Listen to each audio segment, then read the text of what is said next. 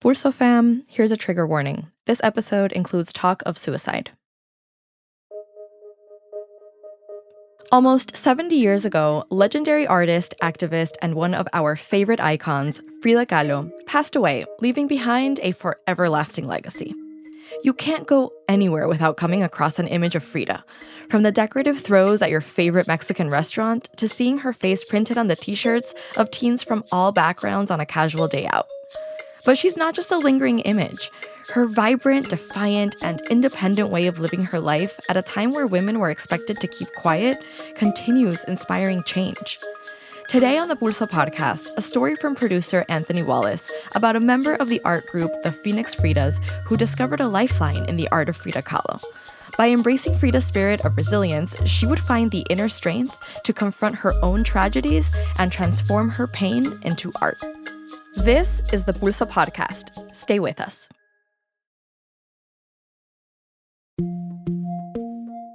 Thania Betancourt Alcazar made a big choice in her mid-20s. I decided to be child-free by choice because I think that's my authenticity, like me saying, hey, I love children, but they're not for me. In her world, this was a radical decision, and she was afraid to tell anyone about it. All the women in my family have had children, so I'm kind of making my own path. And in 2019, she was on a trip to LA with a new group of friends. They were in their hotel room crafting and painting together the night before ConchaCon, an art festival dedicated to the brightly colored Mexican pastries. And there she decided it was time to get the child-free thing off her chest. And they were the first women that I shared with that I wanted to be child-free, when I hadn't even shared that with my parents, my family. And I'm sorry I'm getting choked up, but just to hear them listen to my story, listen to my decision, and then for them to be mothers and following a different path than I was, but still saying, hey, I support you and I back you, and they're not trying to change my mind, that meant the world to me. That moment of deep empathy, of rebellion against cultural norms, it reflects the person that brought them all together. Her friends at the hotel that night were her fellow Phoenix Fridas, a Latina art collective dedicated to and named after the great Mexican artist Frida Kahlo. Most people, if they know Frida Kahlo at all, only know her face. But Thania and her fellow Phoenix Fridas have considered her life and art much more deeply, and it's had a profound effect on them. Thania was born in Mexico, moved to the US as a small child, and when she started school, she didn't know English. She was timid, shy, and afraid to rock the boat. That's something maybe I wanted to be more is express myself more. As a kid, I felt like I couldn't express myself the way I wanted to. And I love that Frida Kahlo would do that. She would express herself, and she didn't really care what people thought of her. Frida Kahlo was courageous, defiant, bluntly honest, a fierce defender of the underdog, and a powerful political activist. Behind Frida's famous unibrow is an inspiring, historic, and provocative story with the power to change lives. Frida's work inspired me to be raw, to be unapologetic, to be, honestly, a disruptor. Frida did whatever she wanted to, not as long as it made her happy, but as long as she was true to herself. As a teenager, Frida Kahlo was physically impaled by a steel beam and broke her spine in a bus accident, and her body never really healed. She was in constant pain and constant need of surgery. She needed more than 30 over the course of her life. But she never stopped living, dancing, painting, and pushing boundaries, sometimes in bed with a cane or in a full torso cast. She wore a men's suit in a formal family photo in the 1920s, and she was shamelessly bisexual before that term was really a thing. She studied biology, philosophy, and history at the top prep school in Mexico, where she was one of only a few dozen girls in a student body of 2,000. She found her own way into the upper echelons of the Mexican Communist Party, where she got to know her husband, the legendary painter Diego Rivera. Together, they housed the Marxist revolutionary Leon Trotsky as Stalinist agents threatened to scale their walls to murder him.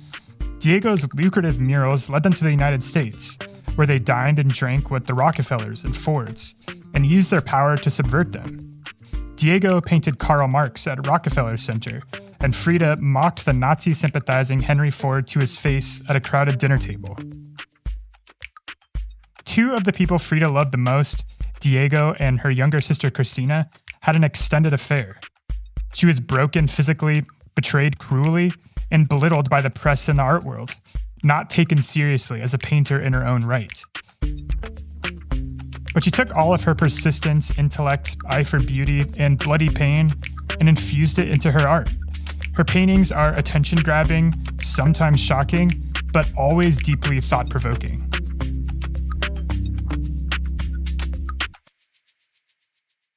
Thania found Frida when she was a shy kid who felt she didn't belong. Now she's a multi-medium artist and communications coordinator for a nonprofit that is working to give power to marginalized communities.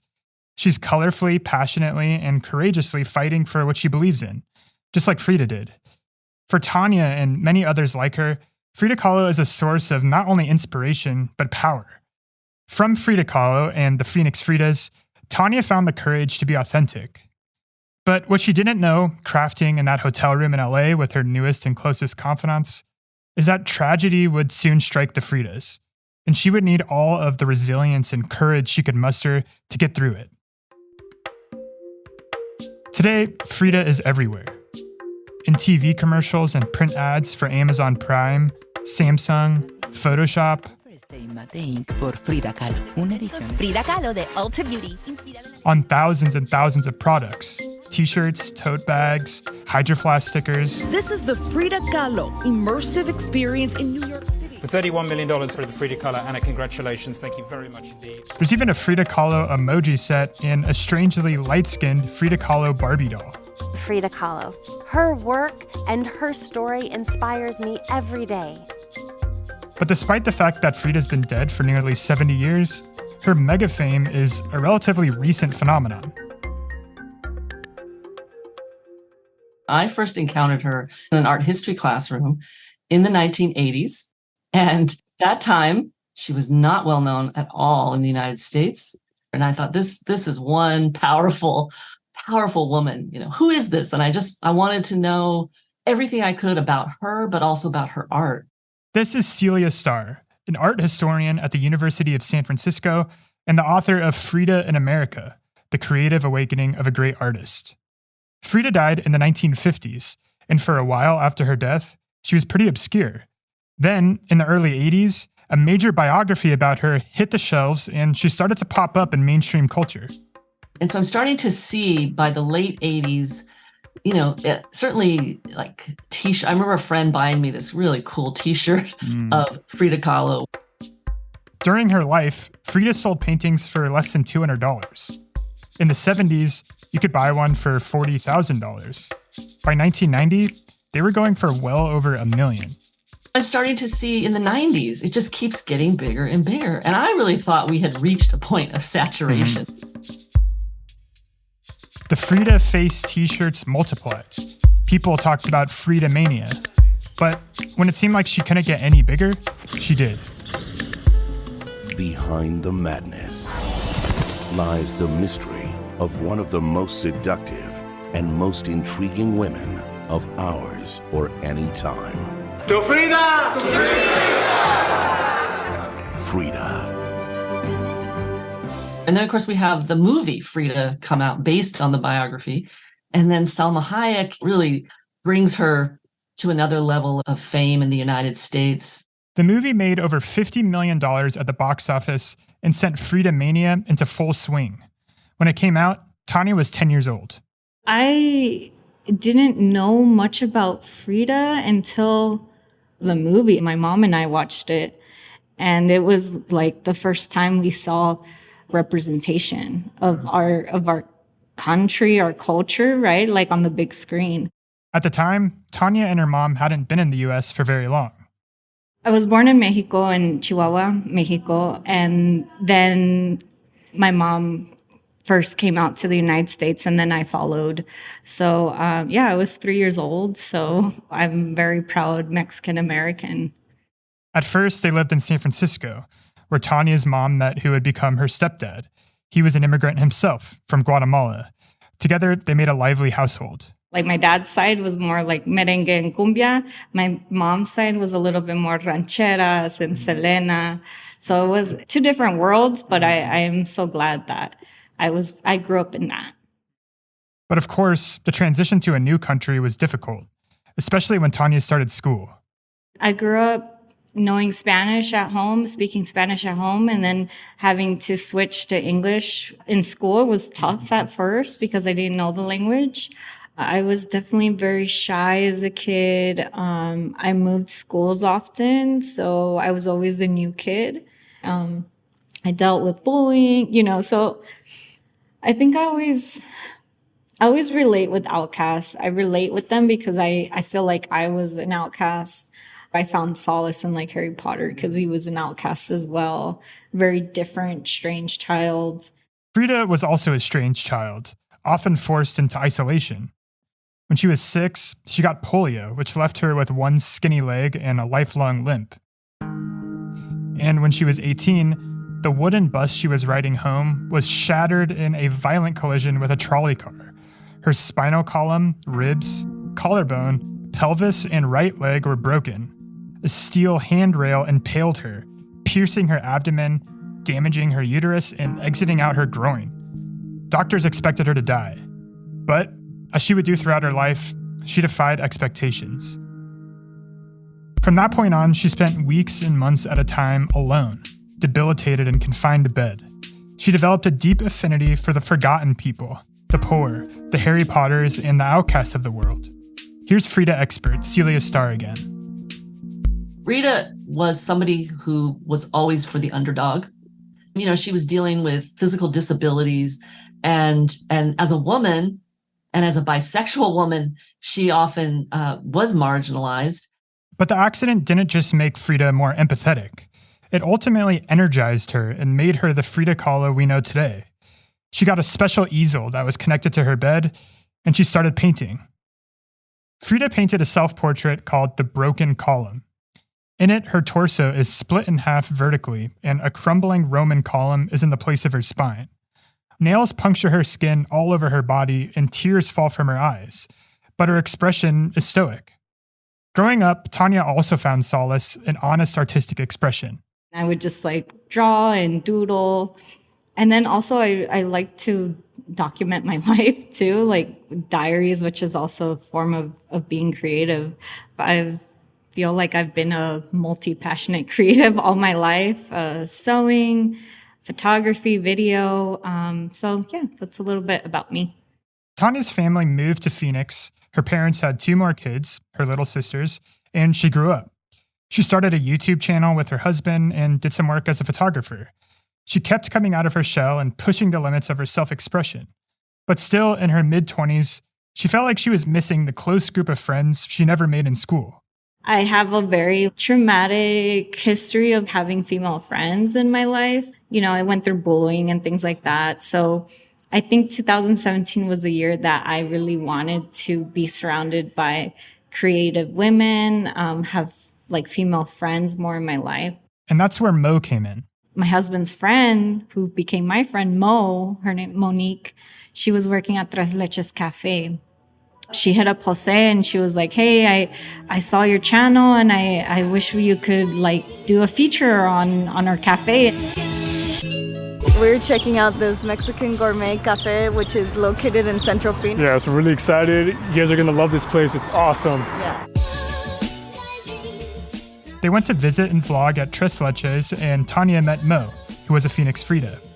At that point, the Fridas had been around for over a decade. They were a tight-knit group and highly respected in the Phoenix art scene. They didn't let new people in all the time, but Mo saw something in Thania. From that point on, we just started talking. She saw my videos. Mo said that I should join the Phoenix Fridas. So they brought me on and I have friends for life. I was honestly so happy just to be a part of a creative group and that they recognized and saw that I was a creative woman in the community too. So I felt really honored by that. The group put on joint art shows, threw an annual birthday party for Frida, did a pilgrimage to Frida's house in Mexico City, and talked a lot about Frida's work together. The conversations brought them all closer to each other and closer to Frida. And they made Thania bolder and more confident. I created one of her self-portraits where she chopped off all her hair. And my rebellion was that I dyed my hair blue because my mom would always be like, oh, those are like crazy colors, you know? So for me, that was my rebellion. One of the best new friends she made in the group was Luisa Leon, who was just a few years older than her. You know, Luisa, she had very colorful hair, like very, I related with her in that. She had a very loud personality, you know, she'd walk into the room and her laugh and smile radiated. And she was very colorful, just like her paintings. Luisa was there when Thania told the group about her plans to be child-free. She would tell me, she's like, I feel like you're a mom already. You're a nurturer. So she saw things in me that I didn't see. Luisa, Mo, and the rest of the Phoenix Fridas quickly became Thania's friends, confidants, and motivators. As they pushed her to become herself and be fearless creatively, she developed a pretty radical approach to social media, especially with her autobiographical second-a-day videos. I started to not only turn the camera toward me, but also turn the camera toward myself when I wasn't at my highest point of feeling the best I could be. And that is very similar to Frida. She documented a lot of her pain, her suffering. A lot of my 1 seconds do have that. Like they show when I'm crying or show when I've been distressed. Those posts really stick out on the timeline full of other people's supposedly perfect moments. Social media in a way is a form of art, right? Expression of like what is going on in your life. So I think when I started being really raw and honest and documenting my life, at least on social media, I would get people in the DMs and be like, I completely feel the way you do. In her 1 second videos, she cries, dances, goes to concerts and does Zoom meetings. She sews, lays in bed, makes coffee, and hangs with her family. Recently, she's been kicking pads and playing games in karate class, alongside a bunch of elementary school kids. In one post, she opens up about being child-free by choice, and another about her insecurity about being a light-skinned Latina. Her honesty is attention-grabbing, and the posts start conversations about taboo things people would normally keep inside. How did it feel to be having these conversations? I definitely felt I wasn't alone anymore. I didn't feel as isolated as I felt, especially in the height of the pandemic, going through, depression, going through just so many things, losing people in my life. I think I didn't feel as alone. The pandemic brought tragedy to the Phoenix Fridas. It was a challenging time for Thania, and it would test the resilience and intense transparency she developed. When Frida went through the many excruciating periods in her own life, she turned her pain into honest and conversation-starting art. And although Phoenix is full of Frida murals and bags and t-shirts, there is only one place in the city where you can see her kind of surprising, honest, and conversation-starting work with your own eyes. Hi, how are you doing today? Good, how are you? I'm pretty good.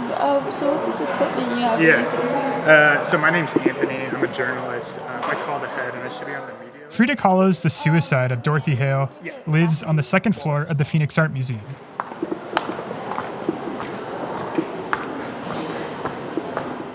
On the wall, it's really just one painting among hundreds.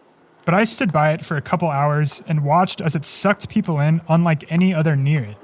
And everyone, even those who didn't know much about Frida beyond the unibrow, was struck by the painting.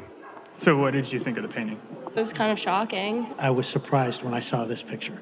I was kind of shocked because I saw that it said suicide and I was like, oh no, what happened? It's pretty dramatic. The painting depicts the death of one of Frida's friends, Dorothy Hale. She jumped from the top of her New York City apartment building in 1938. Emma, an 18-year-old college student studying art, described it for me. You can see Dorothy Hale at almost the very top of the building, small after she initially jumped in the first stage. The second stage, about mid-painting, she's wrapped in by the clouds, and she's sort of diving towards the ground almost, and her face looks like she's at peace. And then at the very bottom, she's laying in a really beautiful green dress, and she still has the same look of peace on her face, even though she just fell from a really tall building. It's both beautiful and graphic. Frida painted the blood from Dorothy's mouth so it spills out onto the frame itself. And in order to understand this morbid painting, we need to go back a little over a decade before it was painted, to the legend of Diego and Frida's meeting, as they told it. Not long after her bus accident, as soon as she had permission to go out in the streets again, Frida marched up to Diego Rivera as he worked on a mural.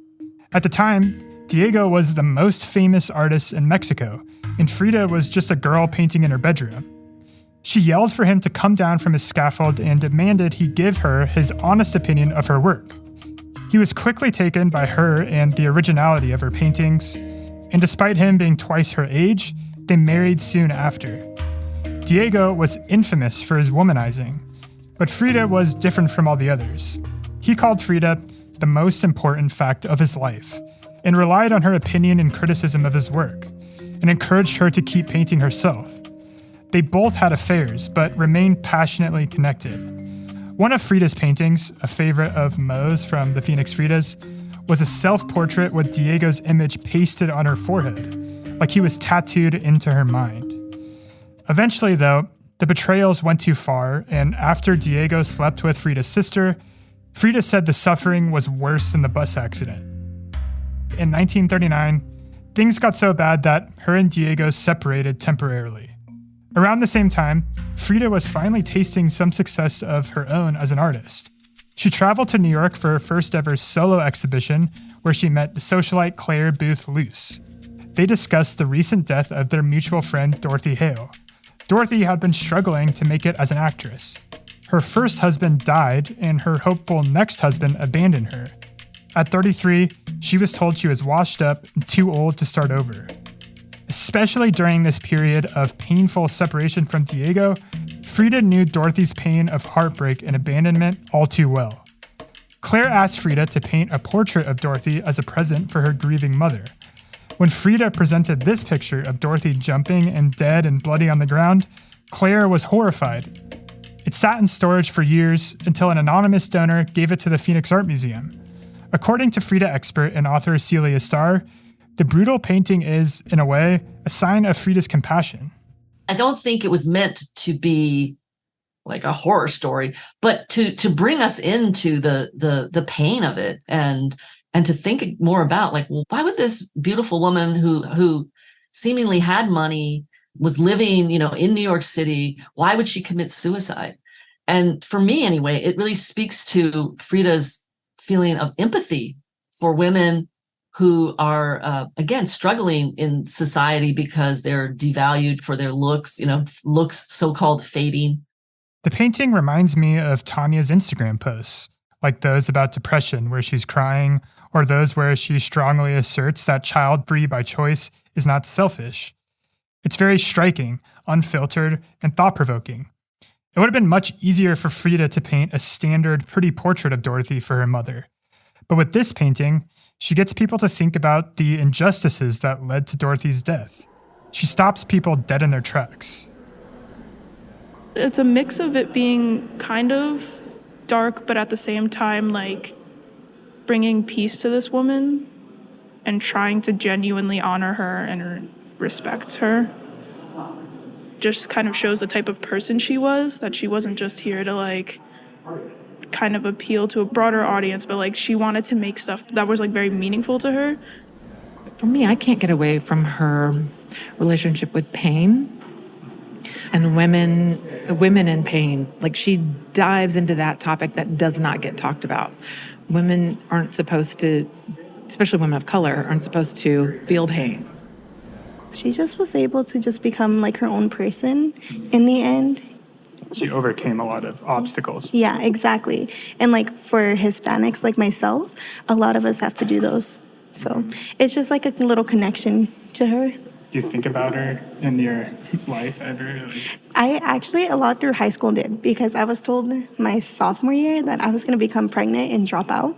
So like when we were going through history, she obviously came up. And so she was like really inspirational to keep going because she had been through so much and she was able to surpass everyone's expectations of her.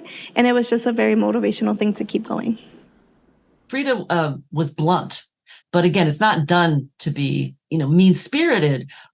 But I think part of what a lot of women recognize in it is that women are socialized even today to, say it in a nice way.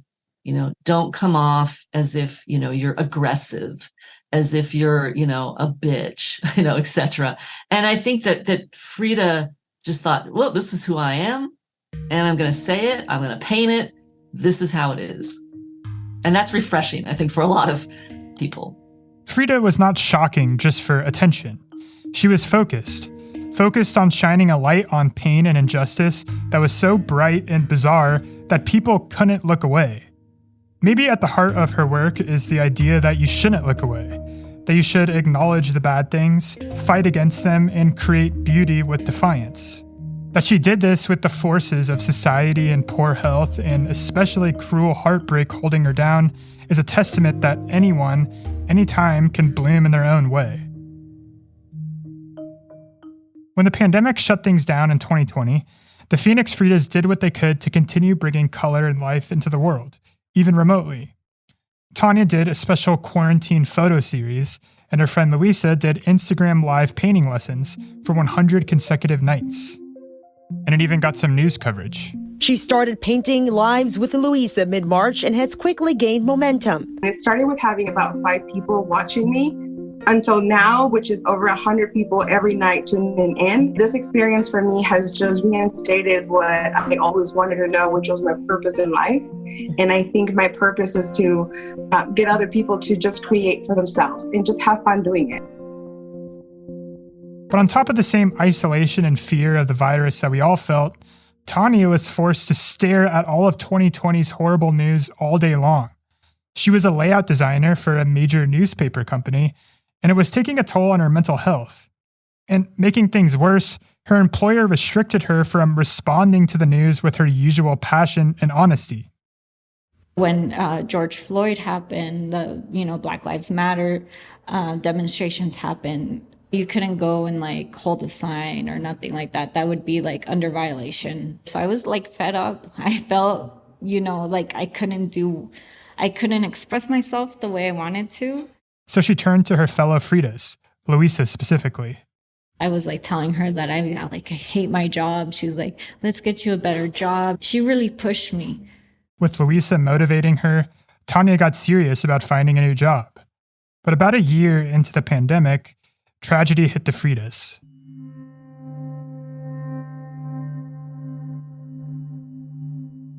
Mo was just 42 years old, but Thania said she had psoriasis and it took a bad turn during quarantine. It was February 2021.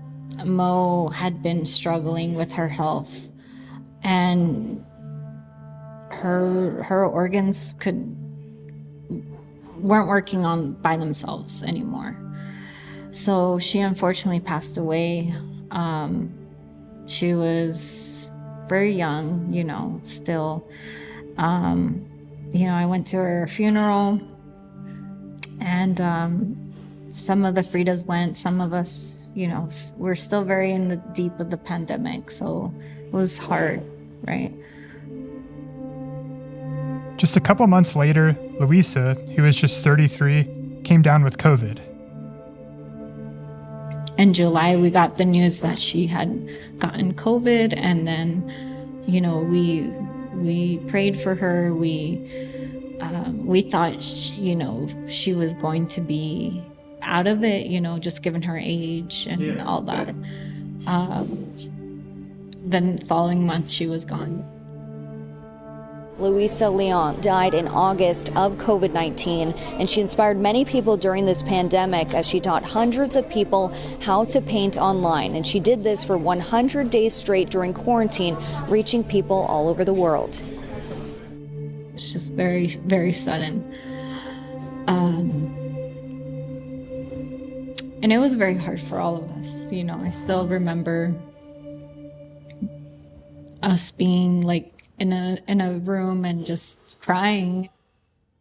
It's just, she really motivated me. She was very unapologetic. Something I always admired about her. She always would see the bright side in things. She just found a way to like bring light into darkness. And I really miss her. She meant a lot to me. With Luisa's encouragement and help, Thania did get that new job. She was always like motivating me, and I never got to tell her that I got a new job. I never got to tell her. And I know she's with me. Like, I'm even looking at that sticker on my water bottle, and she had blue hair, you know, and I know she shows up for me. Whenever I want to feel bold or unapologetic, I always try to channel her. I really miss her. I really miss both her and Mo. 2021 for Thania was kind of like 1939 for Frida, a seemingly relentless barrage of emotional pain. I think two things got me through difficult times. One was family and friends. And then two, I think I really found solace in my sewing machine. I would sew a lot. I would make things for friends. And I would just sit there and listen to podcasts or listen to music. And I would just make things, you know. And always by her sewing machine is a little picture of Frida Kahlo. Yeah, that postcard I got in Ciudad de Mexico. And I always have her there as like inspiration. And she found purpose in the new job that Luisa inspired her to get. I am a marketing and communications coordinator. I work for an organization called Instituto. It's based here in Arizona. It's an organization that helps build political infrastructure with low income and communities of color here in the state. During these last midterm elections, she even knocked on doors and helped get a bill passed that allows DACA recipients who live in Arizona to get in-state tuition rates for college.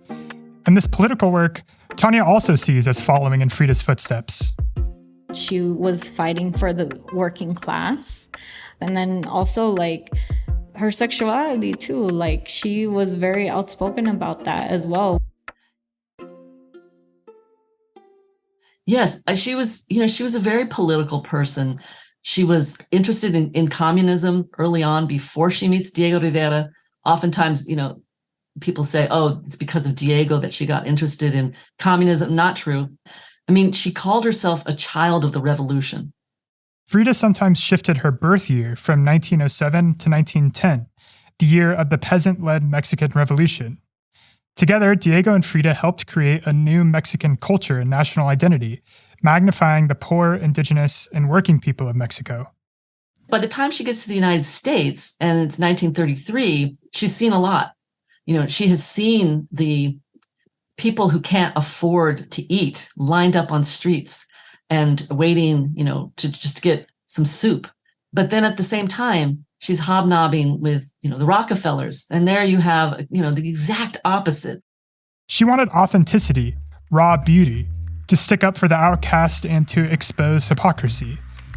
Frida loved MoMA and the jazz clubs in Harlem. Her paintings showed Black protesters in New York and dystopian smokestack landscapes in Detroit. At one dinner party hosted by the mogul Henry Ford, an anti-Semite who Hitler praised in Mein Kampf, Frida played dumb. At a lull in the conversation, she asked, "Mr. Ford, are you Jewish?" There was an awkward silence and then an uproar of laughter. She was incredibly bold for her time period, but she's still bold today. I mean, that's what's amazing, right? Is that the unibrow, for example, is still bold. After they lost Mo and Luisa, the Phoenix Fridas retired the group after 18 years. Having the passing of our members too felt like a chapter closing. Like it kind of felt odd to continue without them. And I think the group had accomplished its purpose of bringing joy and love of Frida into Phoenix. Frida Kahlo and the Phoenix Fridas made their mark and changed their world. Thania was once timid and bullied. Now she's courageously and creatively asserting herself, saying what others are afraid to. And while she was once new to the US, unable to speak English, she's now a political force, making her mark on the country. And as she's evolved, she's become more like her hero she first saw on a Hollywood movie. And the ripples of Frida mania are still flowing out everywhere. Yes, there is something ironic about Frida as a brand, given her feelings about capitalism. But even when you only see that unibrow out of context, it leaves an impression. Every Frida bag, every Frida drink or pair of socks is just another chance for someone to pause and wonder, who is that person really? Frida is a gateway to Mexican culture. And she's not just a flower crown. She was political. Her everything about her struggles was like intersectional, right? Her disability, her politics, her sexuality. You have to take all parts of her, not just cherry pick. And I think she creates conversation to this day. And that's what I really love about her, is that she's still stirring up drama, you know, she's still stirring up controversy. And I think that's her. That's her. When she was 47, Frida's always tenuous health took a turn for the worse, and she came down with a bad case of pneumonia. Still, in July of 1954, she summoned what little life she had left and took to the streets of Mexico City by wheelchair to protest the CIA's intervention in Guatemala. Less than 2 weeks later, her funeral procession went down the same city streets. As Frida's body was pushed into the crematorium, a strange thermodynamic phenomenon took place. The dead artist suddenly sprung into an upright position, her hair on fire and her mouth apparently smiling. Even her dead body defied limitations as it arose and glowed with an infectious energy. And her power and influence continues to grow, making new generations of determined, bold fighters for life and defiers of limitation. The year before she died, she had to have her leg amputated.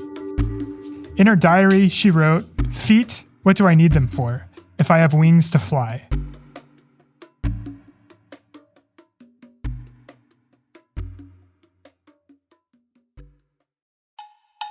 You can subscribe to the Pulso Pod wherever you get your podcasts. And if you like what you heard, please leave us a review on Apple Podcasts and tell a friend to give us a listen. Have questions or story ideas to send our way? Send us an email to info@projectpulso.org. This episode was produced by Anthony Wallace with editorial support and guidance from Charlie Garcia. Audio engineering and scoring by Anthony Wallace and Charlie Garcia. Mixing by Charlie Garcia. Original music composed by Julian Blackmore and Anthony Wallace. Additional support from Jackie Noack. The hosts of the Pulso Podcast are Maribel Quezada Smith and me, Liz Alarcón.